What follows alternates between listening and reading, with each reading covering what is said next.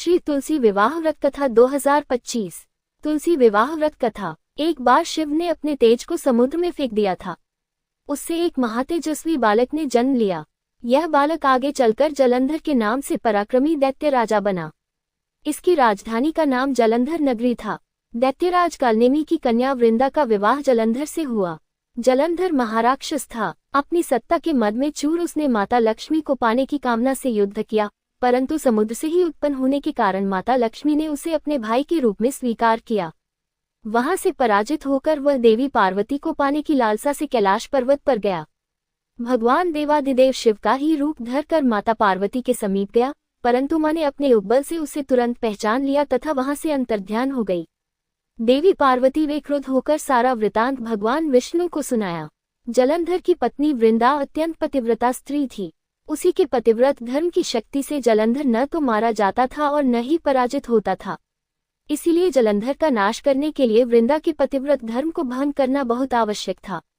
इसी कारण भगवान विष्णु ऋषि का वेश धारण कर वन में जा पहुंचे, जहां वृंदा अकेली भ्रमण कर रही थी।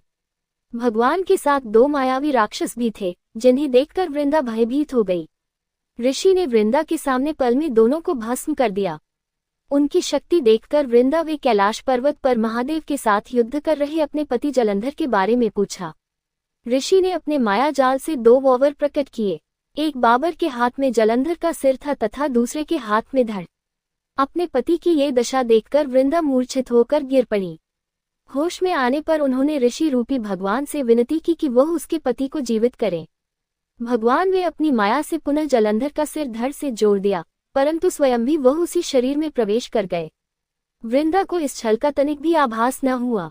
जलंधर बने भगवान के साथ वृंदा पतिव्रता का व्यवहार करने लगी, जिससे उसका सतीत्व भंग हो गया। ऐसा होते ही वृंदा का पति जलंधर युद्ध में हार गया। इस सारी लीला का जब वृंदा को पता चला तो उसने क्रुद्ध होकर भगवान विष्णु को हृदयहीन शिला होने का श्राप दे दिया। अपने भक्त के श्राप को भगवान विष्णु ने स्वीकार किया और शालिग्राम पत्थर बन गए। सृष्टि के पालनकर्ता के पत्थर बन जाने से ब्रह्मांड में असंतुलन की स्थिति हो गई। ये देखकर सभी देवी देवताओं ने वृंदा से प्रार्थना की वह भगवान विष्णु को श्राप मुक्त कर दे। वृंदा ने भगवान विष्णु को श्राप मुक्त कर स्वयं आत्मदाह कर लिया। जहां वृंदा भस्म हुई वहां तुलसी का पौधा उगा। भगवान विष्णु ने वृंदा से कहा, हे वृंदा, तुम अपने सतीत्व के कारण मुझे लक्ष्मी से भी अधिक प्रिय हो गई हो। अब तुम तुलसी के रूप में सदा मेरे साथ रहोगी। तब से हर साल कार्तिक महीने के देव उठावनी एकादशी का दिन तुलसी विवाह के रूप में मनाया जाता है। जो मनुष्य भी मेरे शालिग्राम रूप के साथ तुलसी का विवाह करेगा उसे इस लोक और परलोक में विपुल यश प्राप्त होगा। उसी दैत्य जलंधर की यह भूमि जलंधर नाम से विख्यात है। सती वृंदा का मंदिर मोहल्ला कोट किशनचंद में स्थित है। कहते हैं कि इस स्थान पर एक प्राचीन गुफा भी थी, जो सीधी हरिद्वार तक जाती थी। सच्चे मन से 40 दिन तक सती वृंदा देवी के मंदिर में पूजा करने से सभी मनोरथ पूर्ण होते हैं।